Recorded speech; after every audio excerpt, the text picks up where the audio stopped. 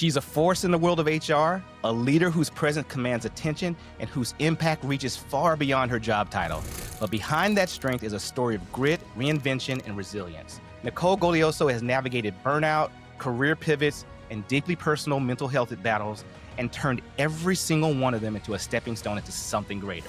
Today, she stands as the HR and Corporate Communications Director for Singapore and Hong Kong and the Regional D&I Lead for Asia Pacific at McCann World Group, leading with both strategic vision and a heart for people.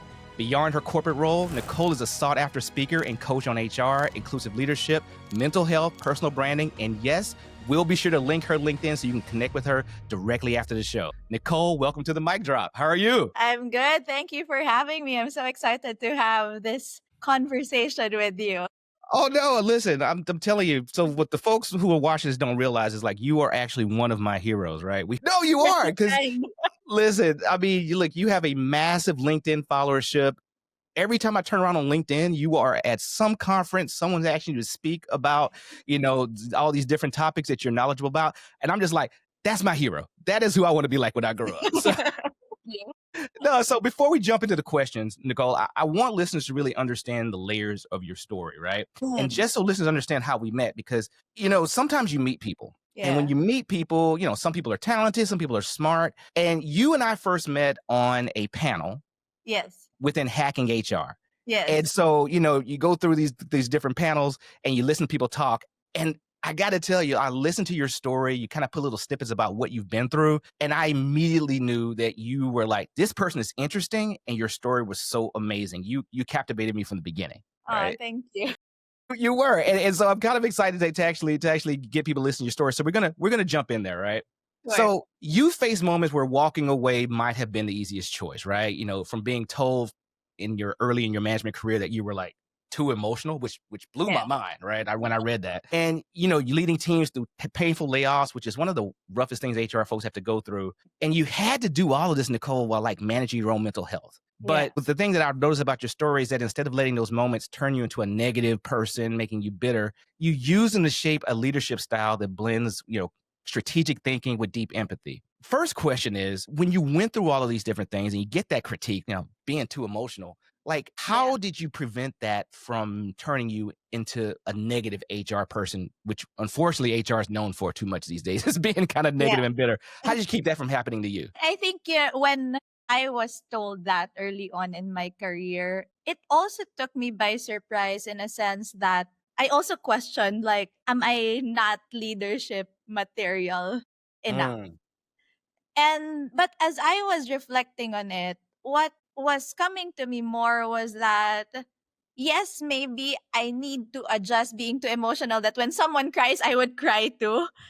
Maybe that's what they meant of being too emotional, because I'm an empath. I am quite sensitive to what other people are feeling. Reflecting on that, maybe yes, I need to adjust it, but at the same time, I don't want to lose my heart as a person and as an HR professional. Coming from my background, right? I think like a lot of your listeners may not know my full story, but I did battle depression for 13 years, hiding that for the most part.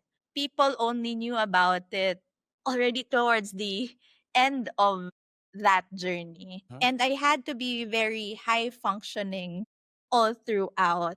But I think a lot of what I do, my approach in HR now is rooting from that experience, that I don't want other people to be in the same journey such that they will question their whole being and be feel alone in their journey. So so like people can say whatever they want to say about me, but to me, as long as I'm clear with my core, I'm clear with my values, I'm clear with what I am doing this for, then that's all the motivation that I need. Man, I mean, the strength behind that. I mean, I think a lot of people face different challenges, different critiques in their journey, right? I find myself, there's a stigma with, Black Americans where it's very easy for folks to say, oh, they're just overly aggressive and things like that. And I find myself, being careful with my words. But it gets to a point where you start questioning whether you're being authentic. Yeah. And I know with you do a lot of LinkedIn posts and a lot of content about authenticity and the Mhm. power of being authentic. How has being authentic in HR help you in your career? Yeah, I always say that being authentic doesn't mean that you have to tell all, right? We You also don't have to have tell your whole world. You don't have to tell your entire life story, right? like, and, and even like all your dirty laundry, there's that impression sometimes, even on LinkedIn now, that it's just too toxic and too negative. That when you talk about authenticity, it means telling everyone what's wrong with the world. But I think you have to choose which parts of your story are you willing to share to the world, and that would add value to the people who are listening to you or the people you are impacting. So to me, it's a process of self-awareness, I guess, also that, what parts of me can I show? What, again, like going back to my purpose, my deeper purpose as a person is helping people. So whenever I share something, whenever there are thoughts that I have, I always ask, like, how will this help other people? If people reach out to me, like, for example, when I first talked about my suicide attempts and my depression, I had to also think about, if people reach out to me who are resonating with this story, am I ready to process that with them as well? Because the tendency is you show a vulnerability on social media, there are multiple reactions that you will get, but some of those reactions would be, I'm going through that too. Can you help me process my own grief? I'm not a psychologist. I am not a psychiatrist either, but Mhm. somehow people would expect you to be that. So when you show your authenticity and your vulnerability, you also have to first reflect before you post anything. Am I ready for the responses that people will give me after this? Because Well, you don't know that if that will trigger you also. Like for me, like when I yeah. talked about my mental health journey, I would get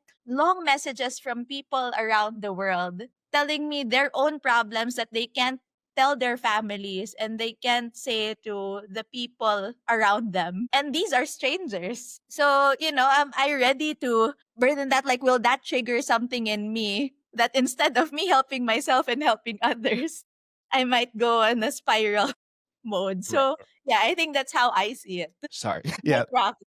No. Yeah, you got me choked up. So, I mean, that's an amazing thing, and I'm totally going off my script, to be honest with you, Yeah. because I mean, this is really powerful, and there are people who want to hear that. So, when you open yourself up to that level of vulnerability, Nicole, and you're right, you open yourself up to criticism. I myself, Yeah. when I decided I wanted to really start posting specific content on LinkedIn, I quickly found out that not everybody's rooting for you. Yeah. Not everybody's going down that journey. And I'm kind of one of those guys that's like, what? What did you say? But I can only imagine maybe some of the criticisms that you might Yeah. have gotten when you started posting about your journey and some of the battles that you had to overcome. When you got that, like, hey, how did that make you feel? And then what gives you the courage to keep, like, you know what? I'm gonna keep doing this. What helped you keep being what helped you persevere? I think it's just human nature. You cannot please everybody. As cliche as that may sound, it's the truth. And we have to accept that. But if you think about it, like if someone would disagree with what you post, you're still sparking conversation. You're Mhm. still sparking dialogue. And I think that reframe that even if they are disagreeing with you, maybe you also have blind spots that you have to look into. Why are these people saying this? But there are also some that's empty kind of like negative comments, right? Like they just literally just want to put you down and all Mhm. that. Like Right. just brush it off, because out of two negative comments that you will get that will have a different agenda compared to the rest of your audience, I would still, put higher weight to the amount of people I've helped by saying what I said. And I have like, so when I used to teach in university, and one of the battle cries that we've had in the university where I was teaching at is that even if you just light one soul, you've won. And I think that's a very good reminder. I don't need to solve everybody's problems. I don't need everyone to agree with me. But if there's just one person that I can make a positive impact on, then again, that's all I need. I've done my part, I've done my duty, I've done what I said like I will live for. Wow. Oh, that's I'm telling you again, folks. This again, this is why she's my hero. Because honestly, I'll be honest with you. Again, I am a imperfect being in this imperfect world, and honestly, I don't know if I was to expose something that vulnerable, revealing, that I could be as mature and have the emotional intelligence that you perceive, that you're able to put off. Mm, So I'm gonna try to get back on script for a second because go for you got it. there's so many avenues within your journey we could talk about. So let's go back to the HR part. Let's Yeah. go back to the beginning. So you've mentioned before that you weren't supposed to be in HR. So let's talk about that. Like, what pulled you in and what made you stay?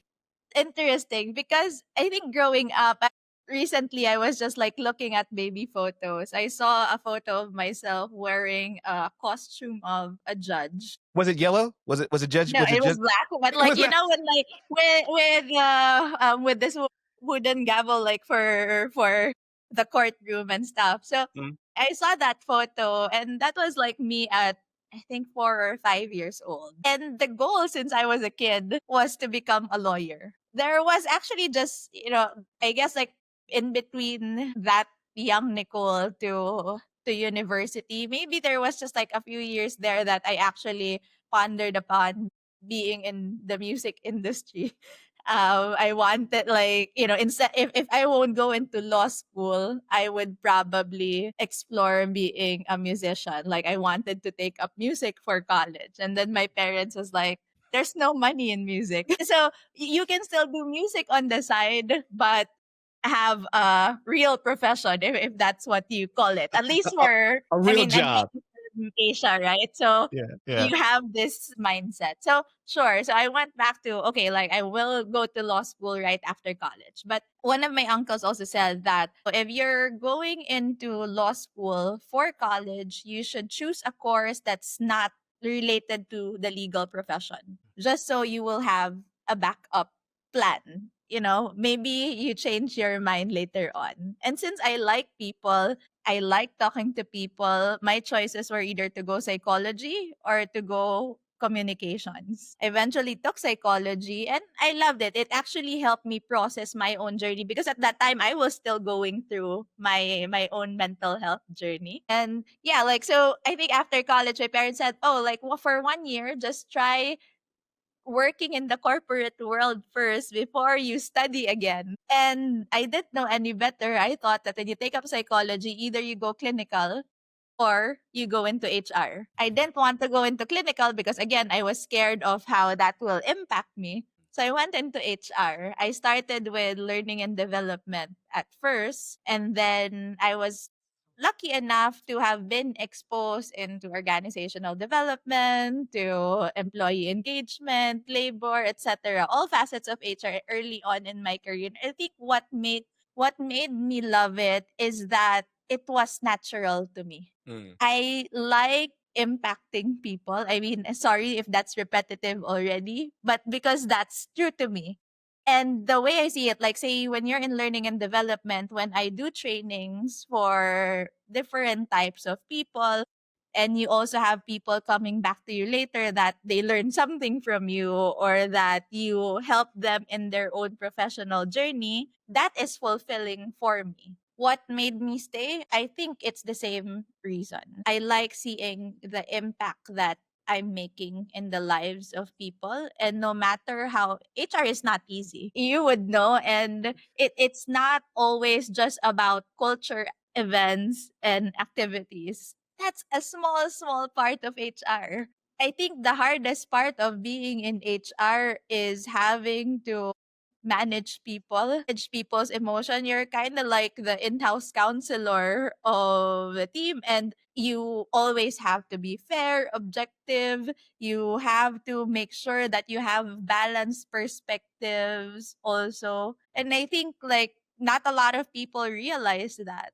But to me, at the end of all that hardships, at the end of all that chaos, going back to even if I just light one soul, I've won. Like I think that's already a big enough reason to stay. You know, I think it's one of those things where HR gets such a bad rap these days Yeah. because unfortunately a lot of leaders tend to blame HR, right? For a lot of things. And I just call it a lack of managerial courage, right?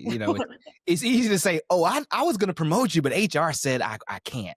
And and I joke and I say, "I wish HR had that kind of power." We don't have the final say, but the bad part about it, Nicole, is the fact that there are a lot of HR people, I'll just say it, that shouldn't be in HR. I would agree. Or they used to be really good HR people, but they just gotten jaded over the Yeah. years. So when you see the posts, like, I mean, you see those posts all the time. HR is not your friend, which Yeah. kind of helped me create the name of this, my HR. friend in HR. I mean, what do you say to that? Because it's kind of true at times, but that's not all of us, right? So what do you say to Yeah. that when you hear?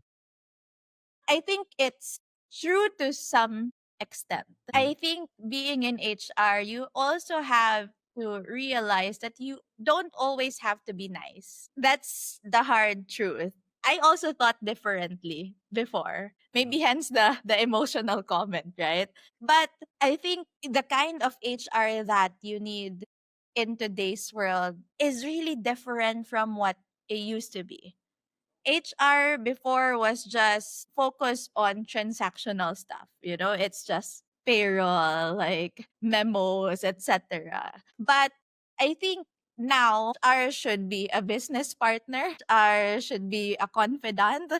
They may not always have to be your friend, but they can be to a certain extent. So when people say that, to each his own, like, so that's up to you to think that. But as HR professionals, it is our duty also to change people's perspectives about us. We cannot just accept the impression that, oh, if people think that HR is not a core part of their business, then just let it be and just play that role. For me, I also had to train people in a way to think differently about HR. So when I've been with my company to for close to 7 years now. But when I moved to Singapore 4 years ago, this was right after COVID, and everyone was the initial impression first, because they didn't know me, was that HR is someone to be scared. You have to be scared from when talking to HR and stuff like that. So what I did in my first days in Singapore was I did one-on-ones first with all the managers. Not just for them to onboard me with their own functions and businesses, but for me to also understand them first as a leader. What kind of HR partner do they want me to be? What kind of support would they be needing from me? And then understanding the people under them. And then once I was done with the managers, I did one-on-ones with most of our people to also understand it from their perspective. It was a lot of work, but when they say something, when they tell me that, oh, this is where I need support on. Now, for me, what I needed to do was follow that through action. I need to show them that I listen to you and I will work on it. I would always have a disclaimer that I will not be able to solve every problem. But if you at least like solve one of their issues and then show up consistently, then the whole narrative about HR would change. So even for my senior leadership team, their perspective about HR changed. They would tell me like, "Oh, I didn't know that HR can do so much." Because you've given them a reason to trust you already, then everything just followed after that. That even with business decisions, if I give a perspective, like for example, if you're interviewing someone, some managers are very idealistic when they're interviewing someone. They'll be like if someone is very good in speaking in English, they're very fluent and all, they're already the best candidate. And you will still have that, right? Like the Yeah, better yeah. they talk, the better they are as a candidate. But coming from experience, sometimes like those who talk so well are not necessarily your best performers. So I would give them the perspective, okay, because like I guess like part of the role is I've been so good at reading people already. I'm like, if you hire this person, this is just your watch out. It's still up to you if you want to hire that person. But based from my professional opinion and my instinct, this is what I think. So it's up to them to trust that. And the times that they did not trust that was I proved them wrong in the end. Exactly. That's one of the funny things about being in HR is like, we try to advise, we provide counsel, and sometimes managers just don't want to listen, right? They Yeah. love telling HR people, well, I've been doing this for 20 years and blah, blah, like, Yeah. oh, okay. Yeah. I mean, yeah, my grandma used to wash clothes, without a washer and dryer, but things Yeah. get better. There's improvements, right? But yeah, it's one of those things where I personally feel to my core, Nicole, that as HR folks, we have to use every interaction as evidence that we can add value to the business. And Yeah. you said something that was so true a minute ago. You made the comment that, what HR used to be 20, 30 years ago is completely different. Yeah. And that, it was just about transactional. It was about, you're planning birthday parties and the Christmas party. And I will tell you, it's so funny. If I hear one of my business partners gets assigned to like birthday duty, like I go ballistic. I'm I'm like, did you go to school and go to university to plan parties? No, that's not what we do. But here's one of the things, especially when you're first starting out early in your career, we fight so hard to be at the table. Right. We want to be at the table. And when a manager or a leader or an executive comes to us and asks for advice, sometimes we get so excited that they're talking to us that we'll accept anything. And I'm not saying that, you should tell your manager like, oh, go to hell. I'm not doing that. But Yeah. I believe to my core that we are not only judged by our behaviors and our actions, but we're also judged in terms of the activities that we involve ourselves in. And if we allow ourselves, your job, HR's job is to order copy paper. The coffee machine's out of coffee, so Yeah. tell HR to do that. It really diminishes your light. It diminishes, your ability to impact, because it's kind of hard to accept business advice from Yeah. from the person who was changing the coffee filters just 10 minutes ago. Yeah. And this is actually leading to a question. When folks come to you, when HR people come to you and they say, Nicole, I want to be more strategic. I want to get a seat at the table. What is a good piece of advice that you give them to go down that path? Understand the business. You have to understand how the company makes money. What are the functions of the people? How would every role in the company impact the bigger picture? And then relate that to what you do in HR. How will we be part of this whole scheme of things? How is the role of HR impacting that? And then you highlight that. Like for example, say recruitment. I think that's like the easiest. Like every company would have recruitment. If I'm the HR that will be transactional, that your goal is just to give resumes to managers blindly, then for them it's just like, oh, it's extra work for them because they will be the one to screen and stuff. But for me, like before I recruit for a role, for instance, apart from the job descriptions that will be given to me, I will interview the manager. More than this job description, what is it that you're really looking for? What are the kind of screening questions that you really want me to ask, that if this person doesn't have this, it's a non-negotiable? Because they're always underlying, you know, perspectives on what they need Mhm. apart from what's written on paper. And then, so when I talk to a candidate, even the questioning that I would have will not be your normal HR questions. It won't be the canned questions. I will really try to understand if they ask me about what does the how does a day look like for this role, I will be confident enough to answer it.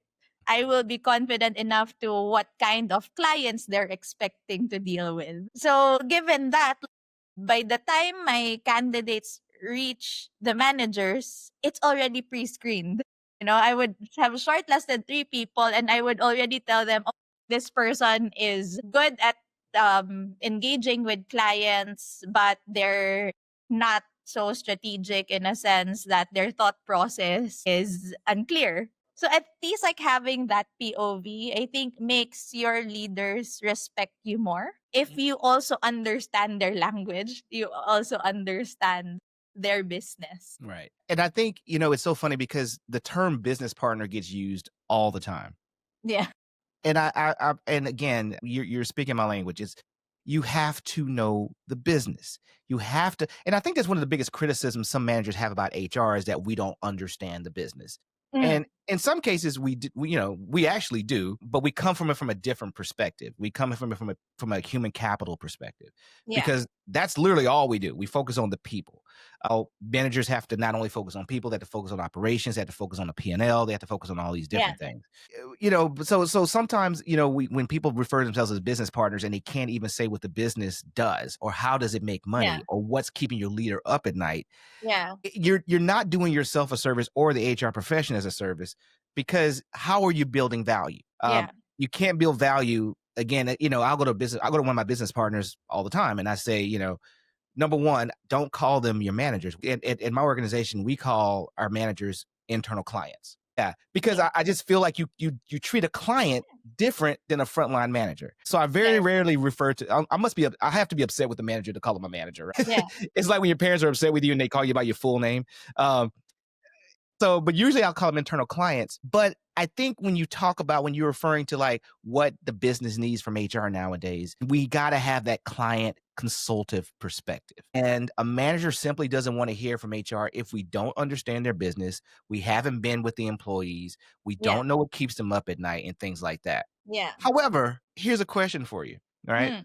So we've listed all these things, right? You got to know the Yeah. business, you got to know the financials, you got to know all these things. But Yeah. there's still stuff in HR we got to do. There's a transactional stuff. Mm. And so with everything coming at you and your teams and all the demands of HR all day, every day, how do you balance trying to take care of the administrative stuff that comes with almost every HR job and those tasks that will allow you to be strategic? How do you prioritize? How do you balance that? Delegation. No, okay. Like let me put that into perspective because like okay, prior to my role in Singapore, I mean I was the HR operations manager of the Philippine team and part of the role was really a lot of the transactional and administrative stuff. I think it's just part of the role. You create a lot of reports, etc. And personally, I hated it. Sorry. Yes. But it's just a personal thing because I like not that it's not a valuable part of HR. It's more of a preference that for me, I thrive more in the strategic part. I like solving problems than doing something over and over again. But there are people who thrive on a different, like there are people that even if you tell them that, oh, I'll expose you to other parts of HR, I'll make you grow in this so that you can be maybe an HR generalist and all that. But they themselves would actually say that no, I enjoy doing payroll. I enjoy managing Mm. benefits. I enjoy managing employee data. And there are people who are really like that. So, and they are good at it. So for me, understanding the strengths of your people and what they want for their careers. Also, so when I moved to Singapore, I don't have a huge HR team in Singapore, but I have a very efficient and effective one because every person in my team are using their own strengths. So like I have an HR operations manager who's fantastic at the job that she would do, like from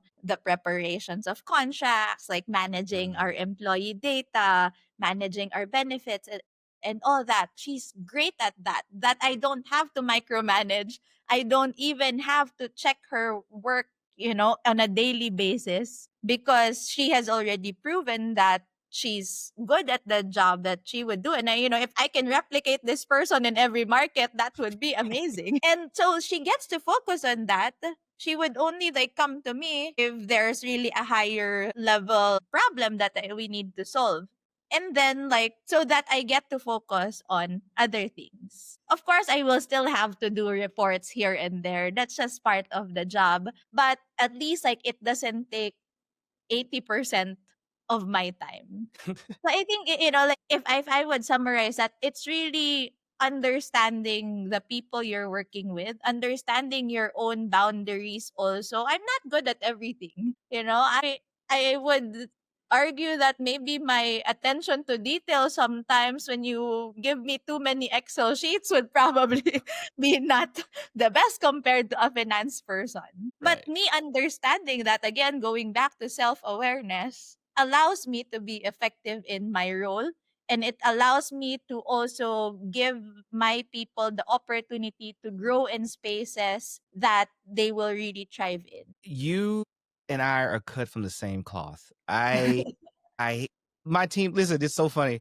If I had one of my team members on here, they would laugh. They were like, "Oh my God, you and Jasani are exactly the same." I can't listen, I love dealing with employer labor issues. I love, doing Yeah. Same. mediation. I love solving problems. I love partnering with leaders. I'll throw on my PPE gear and go out to the Yeah. vessels with my team. Like, I love that. Yeah. There is no worse hell than staring at freaking spreadsheets Yeah. and I'm just like, oh my God. Now, here's the thing, right? Well, you said something a second ago about like you hire people who are good at that. I am very blessed that I have a couple of HR managers on my team that love it. They love nothing more than to bring order to Yeah. chaos, right? They love them. You give them a bunch of spreadsheets, you give them a bunch of data, you say, okay, come up with a summary, an executive summary. They'll come up, they'll kick out all this stuff. Yeah. And I'm just like, it brings a tear to my eye because my brain does not naturally go that way. Now, I can do it if I have to. If I Yeah. have to, I can do it. But if you give me a choice, I'm gonna run away from it every single time. And you don't have to be good at everything. And a Yeah. confident leader, like you said, self-awareness. You know what you're good at, and you hire Yeah. smart men and women that supplement where you're weak at. And it's Yeah. okay to say, look, I'm not the most analytical HR person. Yeah. That's not how I was made. But guess what? We got this young lady on the team. She'll knock it out of the park, right? But Yeah. we have to have the level of I guess it's emotional intelligence, but you have to have confidence in Yeah. yourself to recognize that you as a leader won't be good at everything Yeah. and allow people on your team to have moments to shine and be able to show what Yes. they're good at, right? So Yeah. no, that's really good. Like, yeah, you and I are the same. I just like, oh my God, I could never do payroll. I could never do payroll. Same. I understand it, but you make me do it. I, Like, it will take me forever, probably, like, compared to how other people would do it, because I would second guess myself a lot. Look, I'm just like I joke with some of our payroll people all the time. I'm like, you sure it's not like a cash button that you just hit, like one green button that you hit every month and just runs payroll? Like I can't like Yeah. I and plus I'll be honest, I'm not the kind of guy you want me messing with payroll anyway. I have all kinds of errors. So look, I wanna get back. We've had some fun joking about HR and joking, but you know, one of the things that you've been very open about has been your mental health journey. And Mm. and that vulnerability is what has made you an effective leader. So thinking about that, I do want to ask you, Nicole, like, so how has your own mental health journey shaped the way that you lead your teams and work with your managers today? I think, like, going back to me not wanting people to feel alone, something that I focus on actually beyond just HR is really diversity, equity, and inclusion. I know it's a big term for everybody. Not everyone would likely agree with it. To me, whether you use the terms DEI or not, it's fine. But it goes back to basic human principles of kindness and respect that, coming from my mental health journey, I wish I had more people during that time who would actually listen and just Right. don't see me for the surface level. Like, if I'm smiling in front of you, if you think my life is so great without actually asking me, how am I doing really? I wish I also had people who were sensitive enough to know that I don't have to be perfect all the time. And, like, now being a leader, coming from that whole journey, I want other people to feel the same. So my approach in HR is like, it always roots from understanding people, listening to people, respecting people, and being kind to people.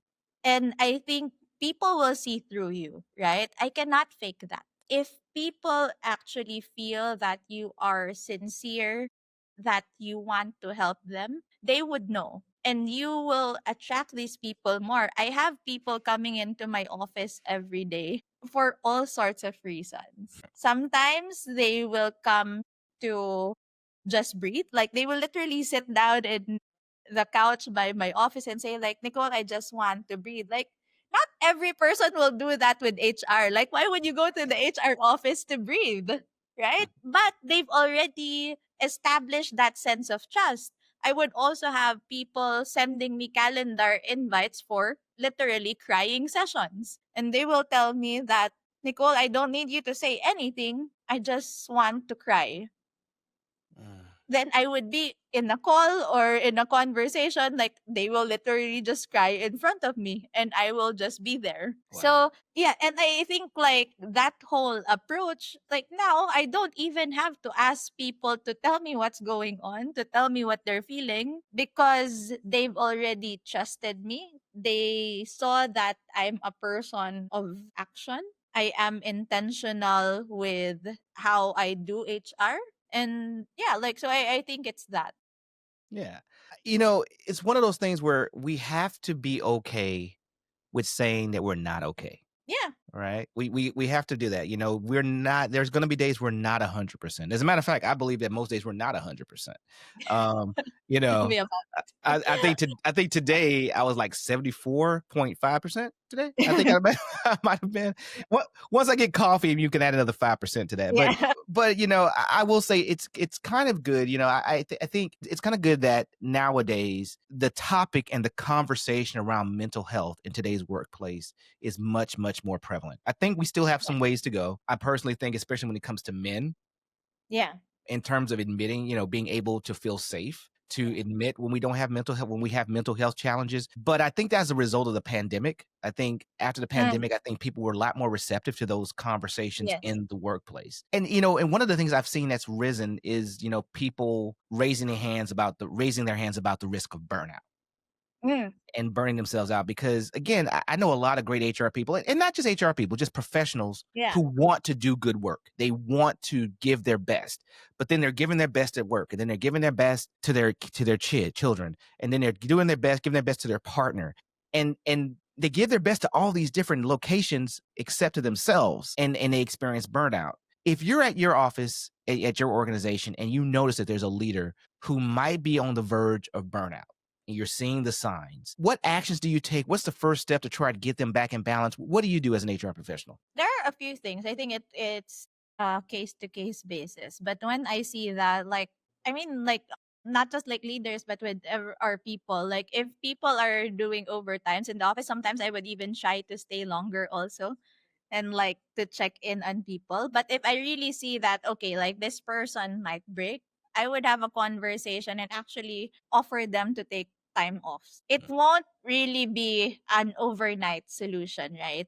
But for them to disconnect. So in our company, we have this benefit called time well taken. So it's an unlimited leaves policy that allows our people to take the time off that they need beyond their mandatory leaves. So if Mhm. it's not covered by your mandatory leaves, like your sick leave, your annual leave, your birthday leave, if it's not covered by that, you can take this. For example, I need a mental health break today because I've had, 2 weeks of back to back pitches and I just need to clear my mind of things. You can take this leave and we won't question it like, why are you taking a leave? Or, if I need to take care of my pet and we don't have a pet care leave, you can use that leave. So at Right. least like offering that. But there will be people who will be concerned like, oh, if I take a leave, then the rest of my team will burn out too. And that's where I would emphasize the importance of communicating with your team. If you know all of you are in the verge of burning out, talk amongst yourselves, strategize. How do you do alternate time offs to also resolve this? At the same time, I mean, apart from taking time off, we do have offer professional help and Mhm. services. Again, I won't be able to solve everything. There are days, like you said, that I may not be okay. Them knowing that they have access to external help will help. Something I did since last year, and I'm so glad with how people receive this, was that last year I requested for people to sign up for a mental health first aid certification course. And because I took it on my own, because I want a refresher, because I deal with people every day, while my background is in psychology, I know there might be things that I still need to hone. So I took it personally, and it was so helpful even for me in processing my own journey despite me recovering from depression a few years now. And then it was so amazing that there was a person in every department who volunteered to take the certification course. And now they are trained to spot signs of burnout, signs of mental health challenges. They're trained on how to start conversations with people to help them out, to even get them professional help. They're trained to do that. So because it was so successful last year, there were many people who wanted to be in the shortlist. So now we're certifying 6 more people in the next 2 months for this course. So I think it's that you have to utilize the people in your office. It needs to be a shared responsibility across the organization. If your teams are like, if people are burning out and management is not doing anything about it, like say, okay, do we need to hire someone to help with the load? Do we need to hire even freelancers? Or do we need to say no to certain projects? It's part of the responsibility of the management. So if people are saying this and you're not doing anything about it, then that's a bigger problem, I guess. But again, like even if we try, business is business, right? We also need to accept that we won't be able to solve everything 100%. So, one of the things I want our listeners to understand is, about, beyond your corporate role, you are building something bigger through your speaking, coaching, your advocacy. What is one piece of advice that you give people about creating a career and a brand that they truly love? Because I think that's something that you do phenomenally well. I mean, the things that you do on LinkedIn and Instagram and things like that, like they inspire me because there's not a lot of like HR practitioners that do that kind of stuff. You got people who used to be HR, now they're consultants, or now they Mm. kind of create their own firm, but you're still a practitioner, but yet you've built this brand around some of the other things that you do with the speaking and coaching. So if someone says, "Hey, I'm interested in building my brand," how would you advise someone to build a brand that they truly that Start with self awareness. That's how I built my brand. That's also how I advise all my clients for coaching, even with on personal branding to start. I give like this self awareness matrix that they need to answer and reflect on. And then from that self awareness matrix, that's how we get clarity on what do you need to focus on, what are you really passionate about, what are the things you would persevere with talking about and all that. So I think that self-awareness, it doesn't even have to be a formal matrix all the time.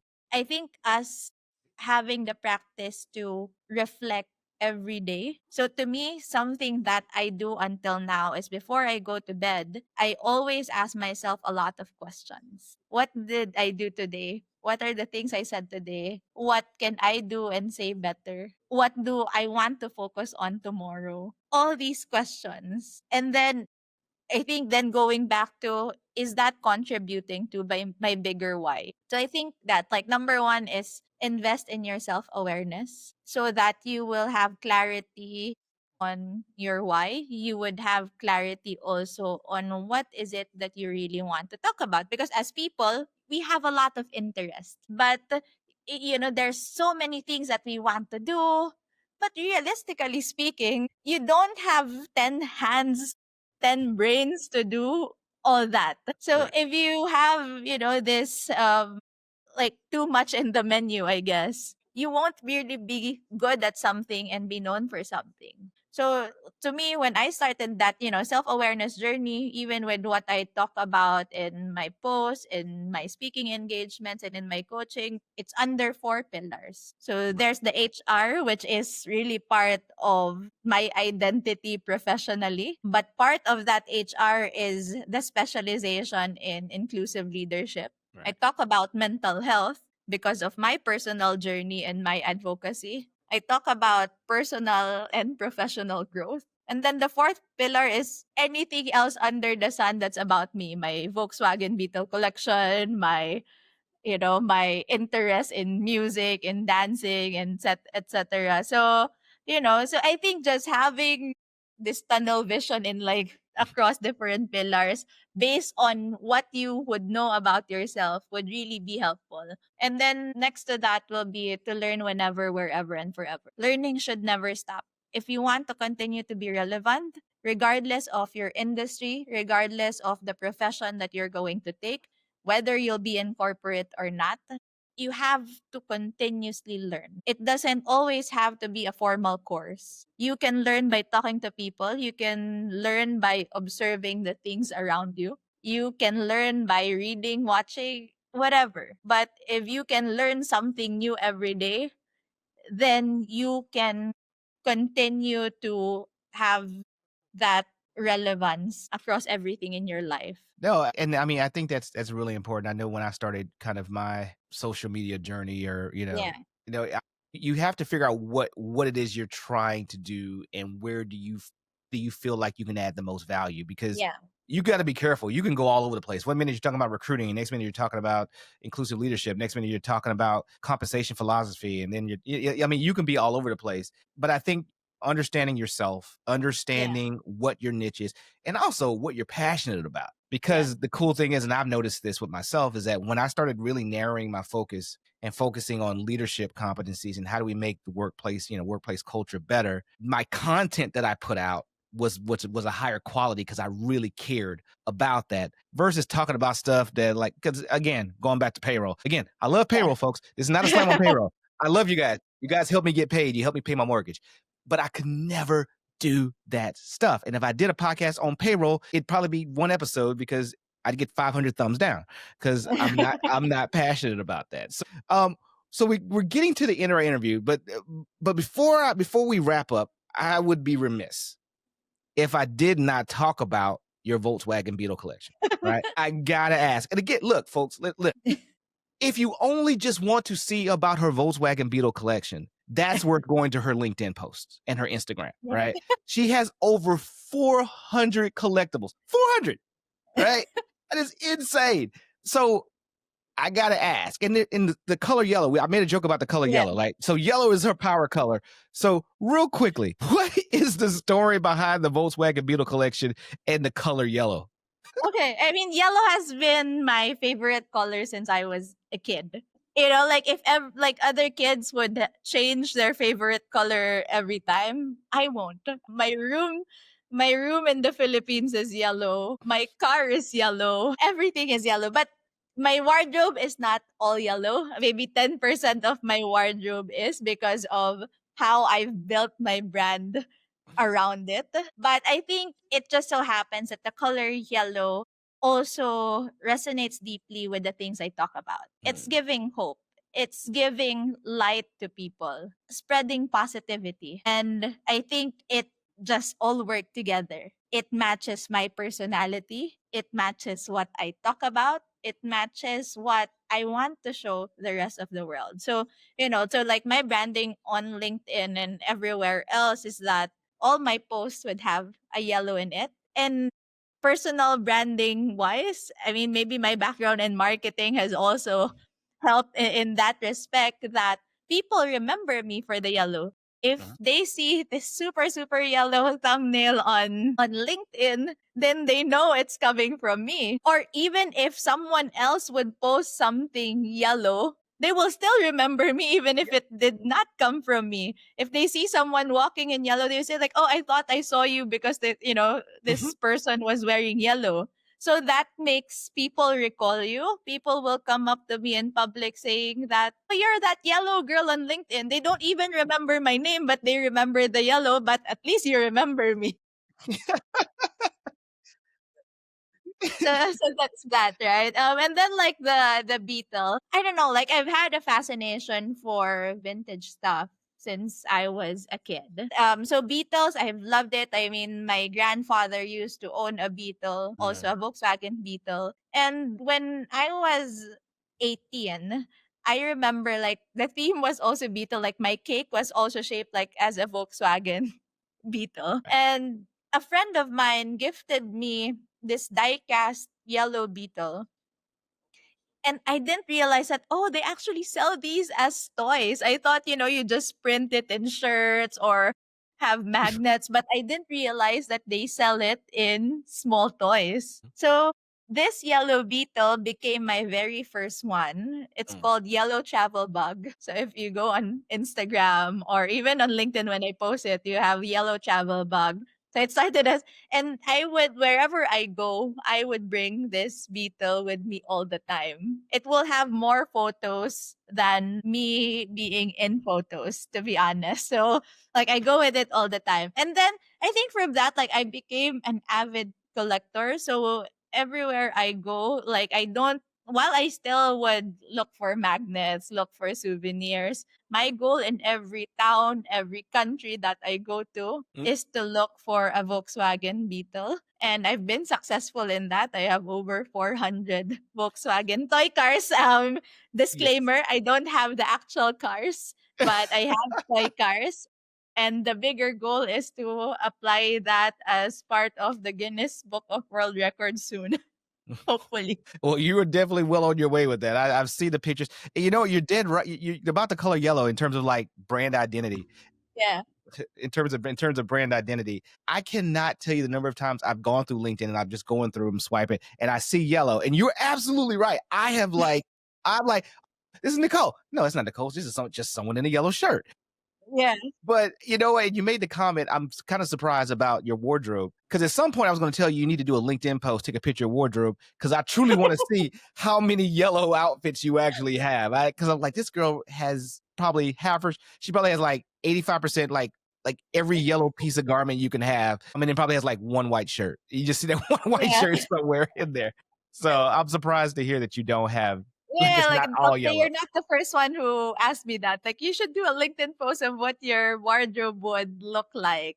But I Right. think it's all about the strategy, perception, right? So if I go into talks like this or if I go to networking events, then I will wear yellow. You're rocking the yellow. Gotcha. Yeah, Yeah, if I absolutely. do a post, I mean, I'm glad that I did this trick since last year that I would do a photo shoot with a photographer creating multiple photos of me wearing different yellow dresses and I will just pick one photo from that when I post something. Yeah. So again, it gives that impression that I'm always in yellows.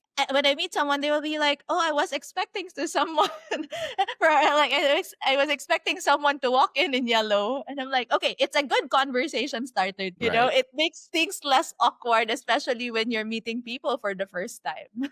And one last comment about the color yellow. So I've taken the insights, the communication test, right? And so Yeah, my primary color is yellow.